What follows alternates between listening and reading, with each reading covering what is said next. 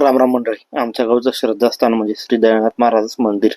आणि दरवर्षी श्रावण महिन्यात शनिवारी आमच्याकडे भंडारा होतो दयानाथ महाराज. आमच्या बापदादांना बी माहीत नाही ते मंदिर कधीच आहे आमच्या शेतामध्ये. म्हणजे वर्ष वर्ष नाही म्हणतात, बरेचशे वर्ष, 300 400 500 वर्ष म्हणजे पिढ्या गेल्या तरी सांगत नाही की कधीच आहे. तर त्याची तयारी आज आमच्या गावात होती भंडाऱ्याची, म्हणजे विशेषतः आमच्या वाड्यात असते. तर तुम्ही त्या व्हिडिओमध्ये बघताय कशी तयारी सुरू होती, पूजा वगैरे झाली, डाळ टाकली.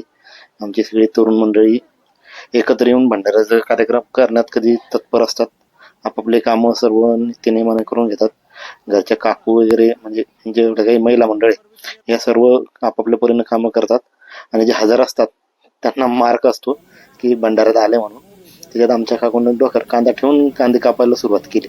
त्यांचं म्हणणं असतं की कांदा डोक्यावर ठेवल्यानंतर डोळ्याला पाणी येत नाही. ही आमची शिवमन आणि बाकीची मंडळी तांदूळ धुण्यात व्यस्त आहे आणि व्हिडिओ करण्यात तर खूपच इंटरेस्ट. व्हिडिओमध्ये येण्यासाठी तर ते जास्त कामाला लागलेत. तर गावात एक विशेष असतं म्हणजे सर्व एकत्र येऊन भंडारा करतात. त्याच्यामध्ये कोणी असं नाही की मग हे माझं किंवा ते त्याचं. गावात हीच एक खासियत असते भंडाऱ्याची. तसं आमच्या दयानाथ महाराज भंडाऱ्याचं विशेषता आहे. आता एवढा मसाला वगैरे सर्व त्या भाजीमध्ये जाणार. मध्ये मध्ये तर तुम्ही बघितलं की काय काय काम चालू तर एवढं काही विशेष नाही. आता फोडणी द्यायची वेळ आली, त्याच्यामध्ये फोडणी देण्याचं काम गणेश नाना करताय आणि चौरे मामा आहे सोबतीला. बघा कसा मसाला होतोय. आणि भंडारा एक विशेष असतो की सर्व लोकांना एकत्र आणतो. गावचा भंडारा म्हणजे सर्वांना एकत्रित आणतो. त्याच्यामध्ये रुसवा फुगवा काही राहत नाही की चला बाई याला बोलवलं नाही त्याला बोलवलं नाही. म्हणजे भावकी आणि बाकी हा विषय बाजूला असतो. भंडारा भंडारा असतो. त्याच्यात कोणी सर्व समाज एकत्र येऊन कामं करतात.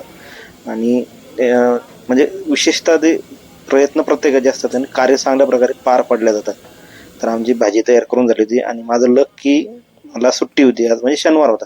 आणि ही 4 पिढ्यांचा डिफरन्स तुम्हाला बघतोय. आजोबा, त्याच्यानंतर आमची मोठी पिढी, मधली आणि लहान. त्याच्यात फरक तुम्हाला कळेलच काय असेल तर. म्हणजे सर्व एकत्र येतात, 4 पिढ्या एकत्र भंडारा करतात. त्याच्यानंतर भाजी झाल्यानंतर शिऱ्याचा नंबर आलाय. शिरा म्हणजे महाप्रसाद असतो.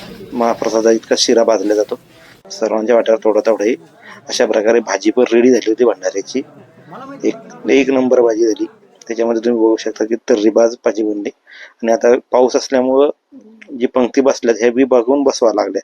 म्हणजे भगवानाच्या घरात वगैरे, समोर रवीच्या घरात, तिकडे आमच्या सरपंच काकाच्या घरात, अशा 4 ठिकाणी आम्ही पंक्ती बसवल्या आणि मंडळींना जेव घातलं आणि सर्वांनी छान प्रकारे जेवण केलं. शेवटपर्यंत ही भाजीवर तर कायम होती. तर अशा प्रकारे गावचा भंडारा असतो. शेतकरी माणूसच ही गोष्ट करू शकतो. त्यामुळं व्हिडिओ वाटल्यास लाईक करा, शेअर करा आणि सबस्क्राईब करा. आणि आमचा भंडारा कसा वाटला ते नक्की सांगा. धन्यवाद मंडळी. राम राम.